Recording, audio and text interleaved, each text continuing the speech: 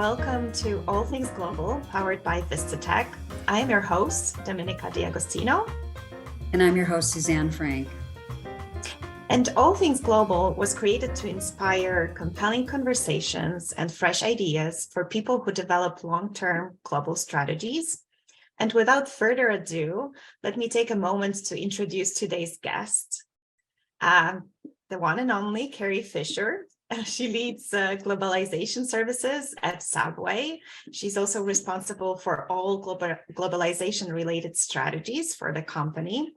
And with over 28 years of localization experience, she has held previously several positions in the industry, including bodybuilding.com, Hyperion, Oracle, and Transparent Language. She's also the newly appointed president of Women in Localization and a mentor with a passion for giving back, both in the context of professional and personal life. And in my mind, she's one of the most authentic leaders, very independent, generous with her time as far as mentoring, and also continuously learning to grow personally and professionally. So Suzanne, take it away. Thank you so much, Domi, and thank you, Carrie, for joining us. We couldn't be more excited to talk with you today. Thanks for having me. And yeah, absolutely. And congratulations again on your newly appointed role as the president of Women in Log. And if you don't mind, if I kind of go there first, just big curiosity on what compelled you to take the role as president of Women in Localization, and maybe you could spill a little tea on what some of your initiatives will be for 2023. Yeah. What compelled me? What compelled me to do this?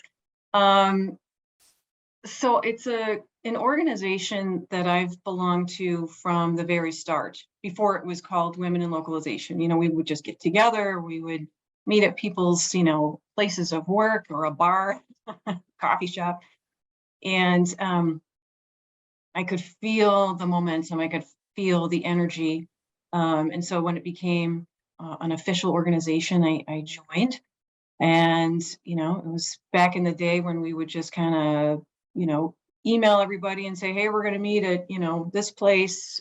Carrie, you bring the wine, somebody else brings the crackers. So, and then I did have to leave it for a bit because I moved to Idaho and there was no concept of chapters. And I was on the board at the time. They had just formed a board, and I was one of two board members, new board members, and then moved to Idaho and then got back into it.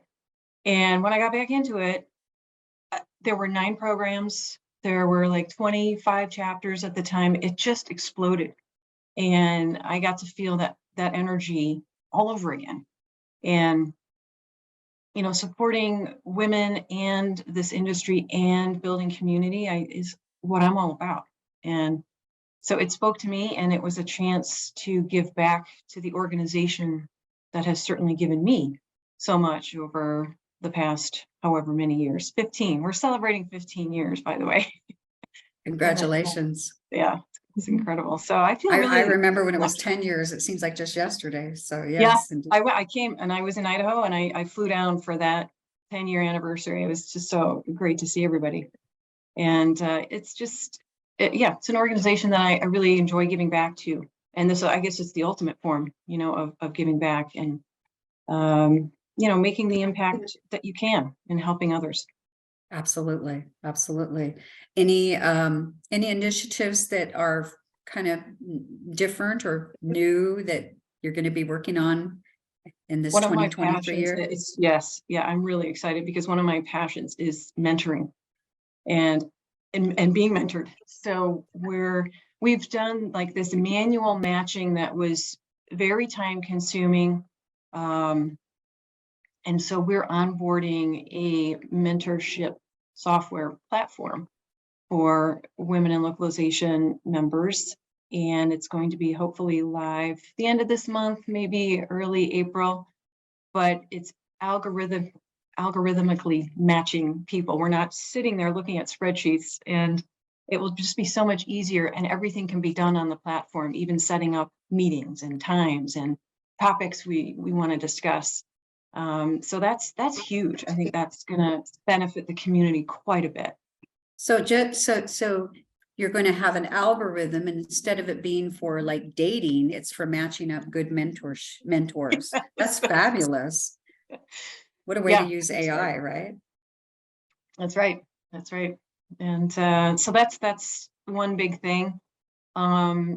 Strategically, we kind of struggle with the role of men in our organization. And that's something that we as a board wanted to discuss this year, because two of my mentors are men. And I think it's so important to include men in our growth opportunities. They have sometimes just different experiences, different thought processes, mindsets that can really bring a lot of clarity to what we're doing. So maybe there will be a male ambassador to women in localization. I don't know. We haven't discussed it, but it's something that we as a group really wanted to dive into and discover. Like it brings a fresh perspective. Yes. And philanthropy is another thing that we'd really like to dive into as well. So we've been given so many opportunities, I think, in this life, in our situations. And there's a lot of girls and women in other parts of the world that have been given the opposite. Not even having the basic needs to go to school. When girls, I'm just going to say it, start their periods, right? They're stuck at home. They don't have any means to, use products and get to school. So we're going to focus on those women and girls in need. Very cool. Wow. Yes, and completely new. Some of it is completely new direction, I guess, or addition to what Women in Localization was doing, right, throughout the years. Yeah. But we stay true to our mission, which is the advancement of women, right, and the local industry and creating community. So this is just one way that we can do that. The past 2 years was really spent organizing, because we grew so fast that it was kind of a confusing mess, and people weren't communicating, and people weren't really sure what they were supposed to do. So Ceci did a fantastic job the last 2 years as president to get us all organized. And then I got to step in and, do meaningful, I'm not saying that Ceci's stuff wasn't meaningful. It was very meaningful, but, fun and important initiatives. Mm-hmm. Yeah, and I think in a way it was the period of the pandemic, and because that kind of coincides with those 2 years. I remember that true. I think when I first joined in 2019, I was the global director for events, and suddenly, everything shifted, and the events weren't the idea of the events that we had before. I think it took a while to move everything to be more virtual. And to adjust to that. And I think it actually probably promoted access to those virtual events for so many women who didn't have their Women in Localization chapter that was available locally. Yeah. It's a kind of a natural part of the evolutionary growth, where Ceci took care of the growth part and settling that in and dealing with COVID. You're now coming in to a time where, okay, we've grown. Now, what do we do with that? And your initiatives are just outstanding. And we continue to grow. I'm not going to spoil it, but we're opening new chapters, and I'm not going to say where, because that's not my news. That's going to be somebody else's news. But so we're starting to grow again. We've got it under control. We promise not to tell everybody on the call. No, we understand. Do you want to open it up to the live audience now and see what questions they have for you? Anybody have any questions for Carrie? I do have a question for Carrie. Hi, Carrie. Hi. Are you guys planning on partnering with Clear Global, who used to be Translators Without Borders? Yeah, one of our board members is a board member on Clear Global, so Mhm. Olga Blasco. And, you know, when the earthquakes hit in Turkey, you know, she stepped up and created the post and the links where we could donate money, and Clear Global is one of them. And I personally, that's one of them where I donated to, as well as a humanitarian effort in Turkey. But yeah, this is terrible. Are they an official partner? I'm not sure yet. If they're not, Mhm. we probably are going to be. Okay, great. I mean, with my team, what I do is at the end of every year, I used to send like handwritten holiday cards to everybody, but then I think it was with a little bit before the pandemic or with the pandemic, I can't remember. I just felt like, you know what, we have a lot of stuff already, and we're spending too much too much money with stuff that it just becomes junk. So I reached out to my team and say, hey, instead of sending you cards, how about I use that money and I use it for something good? So every year at the end of the year, now they know I do a personal donation to Clear Global. It's something that we all stand behind as a team, and we all feel good that it's my thank you to the team at the end of the year, and we all as a team contribute to the community at large. So You know, when we had our 10-year anniversary, we charged a fee and we gave that to Translators Without Borders. That was our charity of choice. So we have partnered a lot with Clear Global in the past and plan to in the future. great. And Thank you. just to put some insight to the audience about Translators Without Borders, now called Clear Global. If you think of Doctors Without Borders, it's similar, but only for language. So, if I'm in a crisis zone or in a zone of war and I can't read my prescription bottle, then I need to feed my little child. This is the idea behind helping these people that need translation to understand what a prescription says, or to understand the sign that says the water is dirty or clean enough to drink, those types of examples. So for those of you that aren't familiar with Translators Without Borders, now called Clear Global, that's what they're speaking about. Yep. War in Ukraine, when that started up, they were a huge proponent of translator. They just, rallied everybody, rallied the translators, and got some critical help where it was needed. Still does, yeah. So, Carrie, taking a little train and volunteering thought, I have a question for you. How does volunteering go hand in hand in like shaping new thought leaders in our industry? Oh, yeah. It's funny because the two young ladies that I mentor, one is still in college. She's a second-year student, graduate student, and the other graduated last year. And I think it's so important, at least it is for me. That's my passion, right? Mentoring young people that are coming into our industry. I think they look up to people who have had a lot of experience, but they're not afraid to say, this doesn't work. Why have you been doing it this way for the past 30 years? And so it's a two-way street.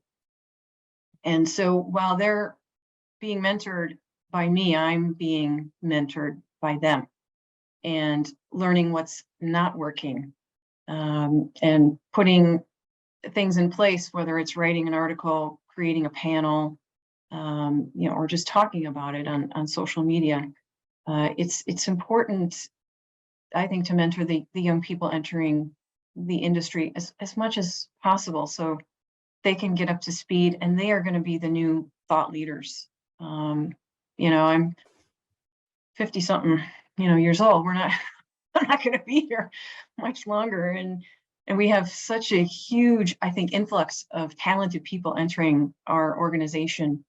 And mentoring is, it's another way to give back to the community, to the localization industry. They are going to be our Thank thought you. leaders. They're going to Yeah. be our leaders coming up. That's true. Yep. Thank you. Great question, Malene. Can I build on that question, if that's okay? Please do, Rashida. Thank you. I've been kind of meeting a lot of young graduates, so fresh out of, university and looking for jobs. And I find there's a big difference between the genders in that area, what they're looking for. And I'm thinking maybe we should be doing something before they graduate or when they are thinking about what they want to do to kind of push them in the areas that are actually growth areas in the industry. Yes. So that they can become those future thought leaders instead of being the followers to what other people are setting. Love it. Love it. Love it. We're doing so global community. I'm going to do a plug. Global community is doing hosting a panel at the end of April, and we're going to focus on new people entering the space. How do you get a job? What are the jobs? What is localization? What's available to me? What's of interest to me? And it's really going to be about different jobs to pursue. How do I get my 1 million words translated or 2 years experience? Because that's what's required on every single job application that I've ever filled out. Things like that. We need to help the new people. It doesn't have to be younger, right? The new people entering the space as much as we can. And I think that's one way. And the gender thing is interesting. So you're saying different genders have different entry-level interest points. Okay. Yeah, and it's interesting what you've just said. Actually, you focus on the number of words translated instead of looking at the technology side of it. And if you are thinking about localization, it's not just translating words. No, it's everything that happens in the background. you're right. I'm coming at it with my bias, which was exactly. Yep, that's exactly right. It's a generation thing because that's where I come from as well. I don't know if it's generational. I'm just not into technology. I look to Olga Beregovaya's, people like that to lead it because I went to the GPT anything. Anyway, that thing yesterday, and it's just amazing all the different takes on the use of this and where it's going to go. Don't ask me that question because I don't know. But that's a really good point, Rashida. I totally took the localization linguistic project management path as opposed to technology. And there's so many paths now. Rashida, do you think, right? Rashida, do you think that's that is the gender differentiator right there? She took the path of what a more female person would take, whereas a male might take the technology path. Is that your thinking? I've done a lot of recruitment recently, and all of the applications I had for engineering were male, except for one, and I had quite a lot. Most of the applications I had for the more kind of project management type thing were mostly female. So that was quite an interesting split between between the kind of the two sides of two of the sides of the localization industry. So there's definitely a difference between those two, between the genders in that area. And I'd like to see more women coming through on that. Yeah. Maybe they don't know that's a path. Maybe they don't, or maybe it's not something they've even thought about, right? And now I'm mentoring 2 young ladies and I didn't think of that. So that's something that I will bring into my conversations with them. Or intimidated perhaps by it. Melissa, you have a question. Yes, can you hear me? Am I muted? Yeah, no, we can hear you. Oh, great. So just pursuing this particular thread that we're discussing right now, I volunteer in some other organizations for women. One is called Tech Women, and I was going to ask Carrie about whether Women in Localization is actively reaching out to other organizations in a similar space who may be valuable collaborators and work with women in low. For example, in Tech Women, all of the women who would participate are in technology. Mm. So there's a big pool of global women from underserved locales who really want opportunities and understand how to operate in our world. And Love it. so Love it. doing So, some of this collaboration, there's another group I'm part of called GCLR, which is about language rights. yes. And they too are working in a very interesting space. Yeah. And what are some of the opportunities that you could take advantage of as well to broaden the perspectives, the learnings, et cetera. Yeah. I'm a huge fan of Global Coalition for Language Rights. And so I've met with the founders this year, and we want to become partners. That's great. yeah, it's a great group, and I would like to help them build that momentum. I'm not sure many people know about it. The Tech Women, is that what it's called, Melissa? Yeah, Tech Women. There are a couple of other organizations. One is called Wake, that helps women in emerging economies become more technical and develop the skills to do business. These are all wonderful opportunities for women in localization to reach out beyond their comfort zone. I love and it. to really work across and not only be mentored, but to mentor them as experts in another area. Yeah. Maybe channel partner with those groups that Exactly. Melissa brings up. That's actually a really creative idea. I love And it. I do think I have seen women feel intimidated in conversations at, various functions where you have a group of maybe 5 or 6 guys talking about technology, and the women want to bring up something, but they're kind of shy about it. So it's all interesting points. Yeah, it's great. Thank you, I have Melissa. a question. Yes, thank you, Melissa. Oh, Good. Welcome. I have a question for you, Carrie, not to take it in a different direction, but what are some tips that you can give to the audience about helping our organizations think about allowing, particularly in America, as you know, we don't take a lot of time for secondary events and learnings because we're all so busy flying a million miles an hour. What are some tips and tricks you can give to the audience, how to get your organization to think about these things, to be more altruistic within, as Melissa brought up, those types of groups, women in loc, et cetera. What are some things that you can advise the audience to do to help the organization think along those lines? Yeah. So Subway just created last year ERGs, Employee Resource Groups. And of course, I joined the Women in Leadership ERG, and now I'm the co-chair this year because I didn't have enough to do. It was, and I forget how many groups we have now, but it serves but by the way, Women in Leadership is the largest. Within Subway, we have over 50 members, which is absolutely amazing.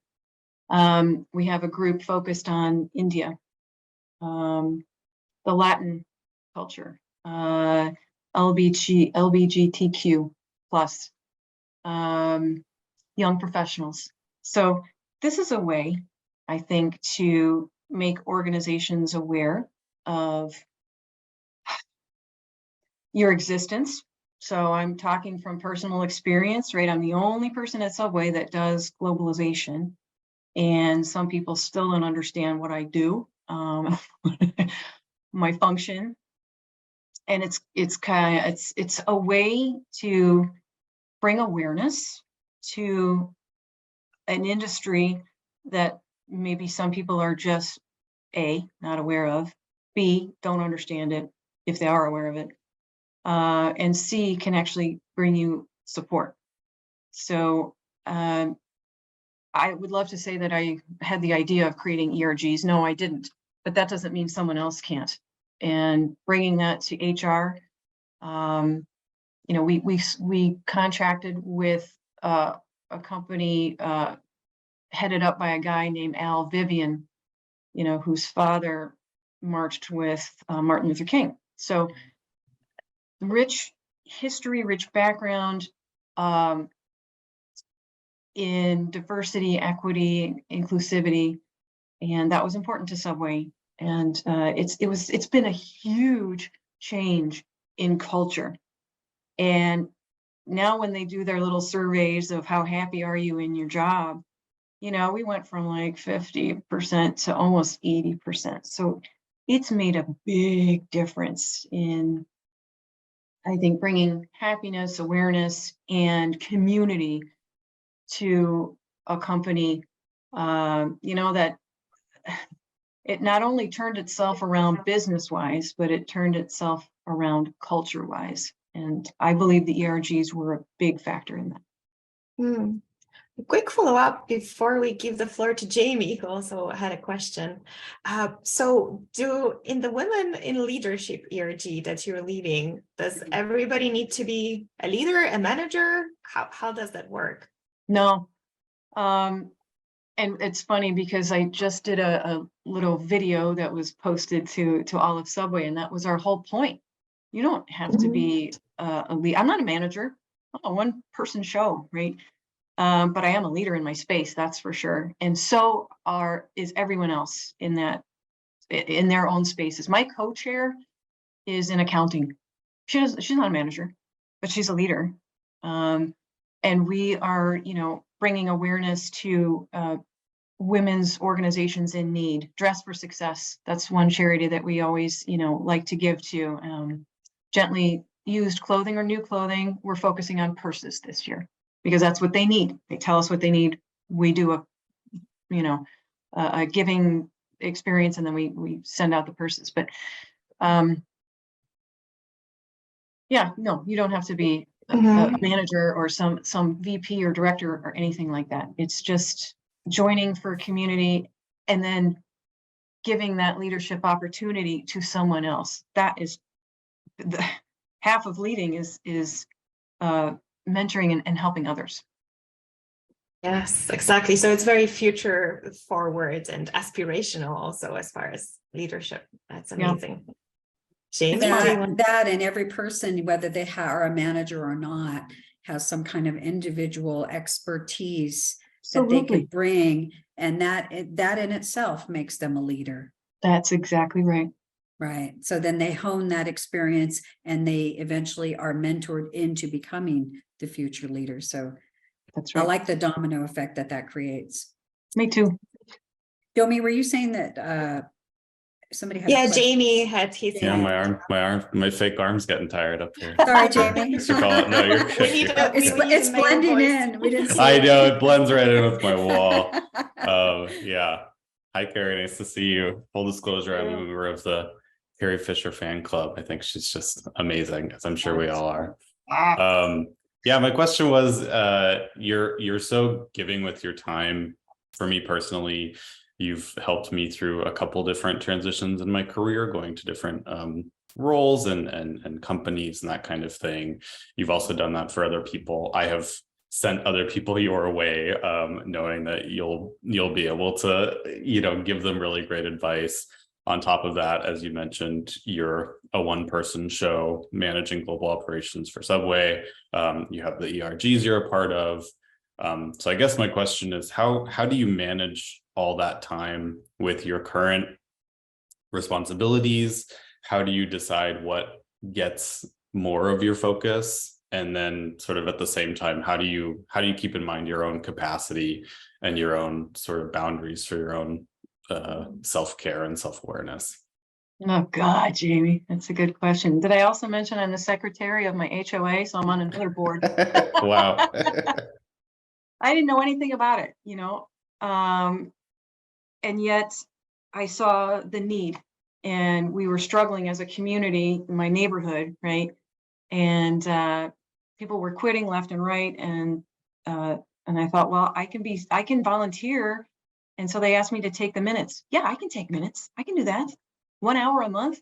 Yeah, I can do that. So how I balance it, operationally, I've got like 20 windows open in, you know, my browser. I've got, obviously, Subway is the priority. That's my job. That's what I get paid to do.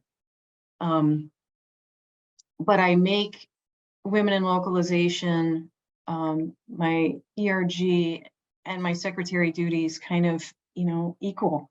And as stupid as this, somebody was asking me this yesterday, like, how do you do all this? And I'm like, well, while this file is uploading to my TMS, I go and look at, email, and do I have to answer something right away? Let's move forward. Let's get it done. I'm all about moving forward. And I understand, we're all volunteers, in women in localization, for example, and I don't expect anybody to do the work that I'm doing, but it is expected of me. And I want to help people move forward. I need to answer a question. I need to get, whatever it is. I work at home and I drink a gallon of water a day. Practically, I have to get up. A lot. So I am constantly moving. And then I feel that, in this world, we have so little control over what happens sometimes, in the world, but we have 100% control of what happens to us and what we put in our bodies. So in addition to drinking that gallon of water, I eat clean.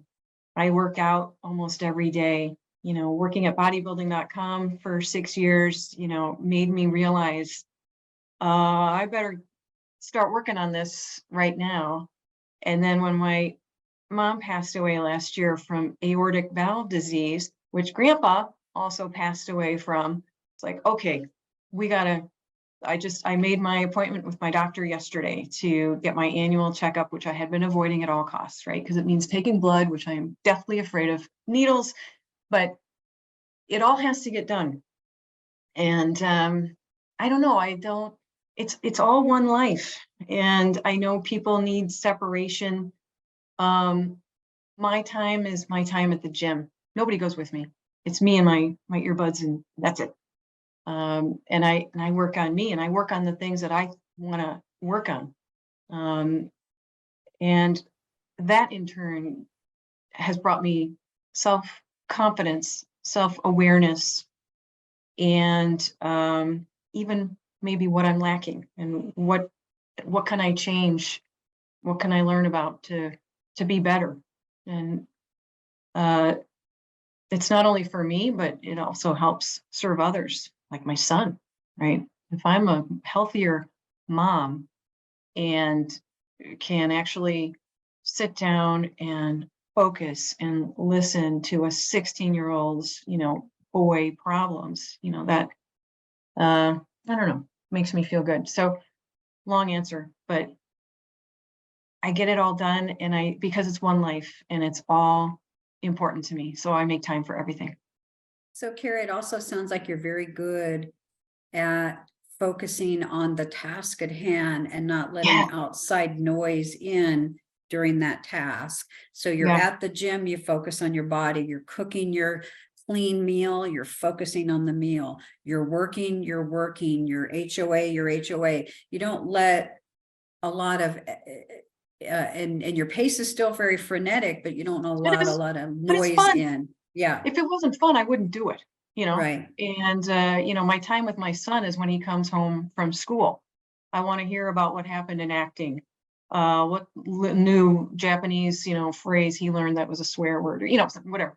They have funny things, and he's going to Japan. He's going to Japan for 2 weeks in June. So he's not following in my footsteps by any means. He's his own man, but it's really, for me, I'm like, he's going into language, this is really exciting. He wants to be a teacher when he grows up. And I couldn't be more proud.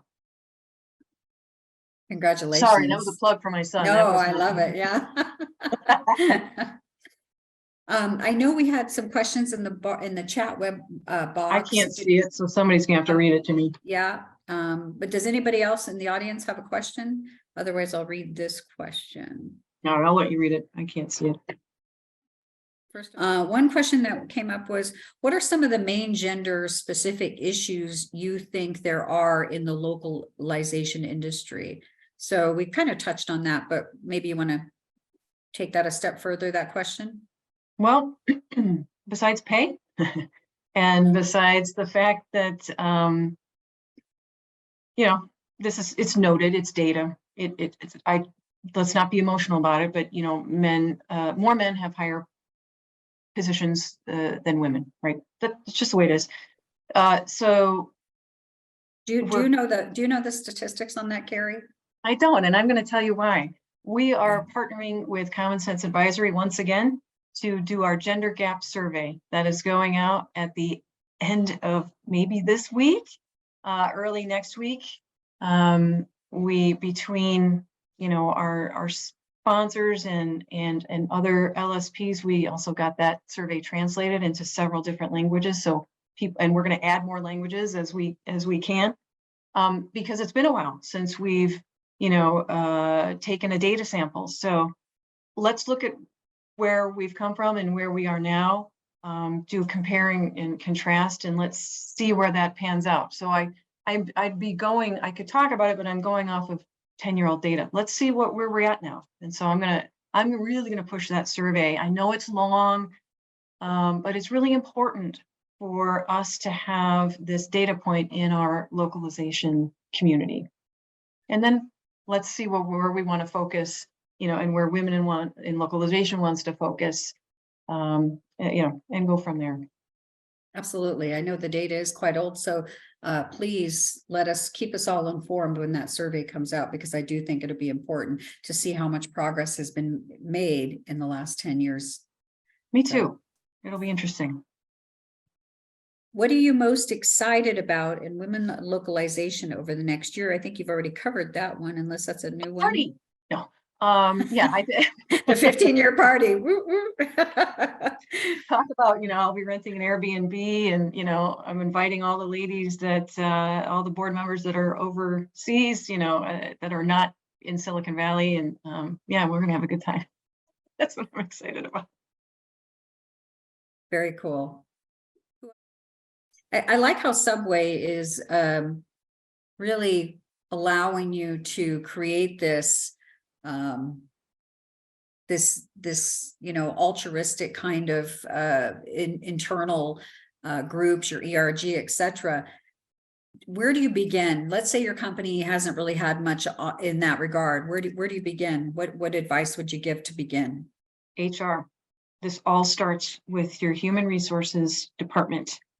That's where this has to come from, as well as the C-level, right? So John Shidzy, our CEO, was 100%, you know, in favor of doing this. And that's where it has to come from. It has to come from the top, but you get enough people, you get enough employees who are passionate about it, and it'll happen. I think it's important. And anyway, and I've learned so much from it. And I've even taken the speakers for the women in leadership workshops and presenters and asked them to present for women in localization. For example, last year, Hillary Bass did a great presentation on gender bias. And, you know, and it made me realize where my biases lie. And then just in today, I was made aware of another bias, or, you know, lacking in the technology side of the localization industry. And I'm always talking about the language and the PM, and because that's what I know. But yeah, so always learning.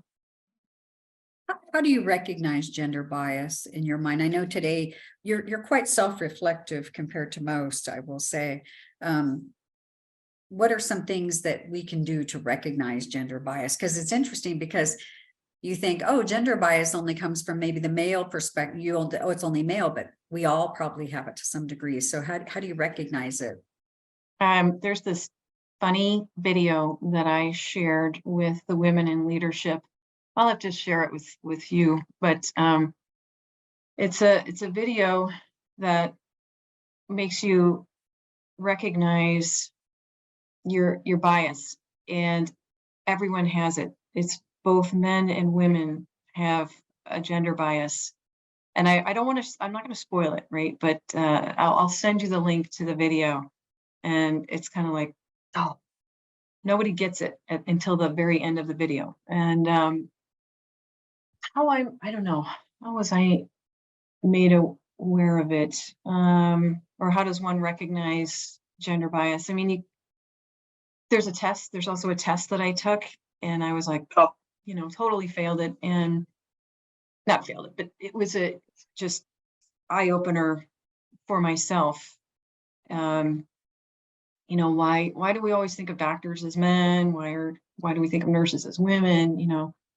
It's just how we've grown up, what we've been exposed to in our lifetimes, and who we've interacted with that form these ideas. Believe it or not, it goes way back in history when we were all cave people and we had to figure out, is this person friend or foe? Am I going to have a friend or do I need to run away? And bias, it's so complicated. But it's fun because I've done it made me go down the rabbit hole and do a lot of research. And it just helps me understand where I can improve. It does require a certain amount of self-reflection, that's for sure. I know there's one on YouTube that's about income inequality based on race and upbringing. And the guy says, step forward for this $100 or $500 if you went to college. And little by little, this whole line of people start stepping forward, and in the end you can see many people left behind. One of the things that has to happen, in my opinion, in an organization is, and I'm going to speak from the female point of view, women need to be mentored, not only by other women, but men. So our strongest male ally in the Women in Leadership ERG is the president of EMEA, Mike Kehoe. He comes to our meetings. He's the only guy. But he has brought us so, he believes in our mission and he understands it. And I don't know how many men do. I know our CEO does. And as does our board sponsor, who happens to be the chief legal officer of Subway. And her mentor is our CEO, one of them. So it's important, I think, for men and women to see who's not making it to the top and understand why, and be available to be a mentor, to bring those people up, especially those who really have the drive and the inclination to do so. And maybe there's probably so many people that don't even know they have this because they're too scared. And bringing up their confidence. This is one of the things that I do most, I think, being a mentor, is the young ladies that I'm mentoring are shy. Some of them cover their mouths when they talk, and that's a sign to me that they're not confident enough, and we need to figure out how to make them more confident. Men are less afraid of taking risks than women are. It's data. Again, it's data. It's not me making this up. So that's how I see the gender issue potentially evening out. Is we all need to understand the data, and we need to understand why this exists.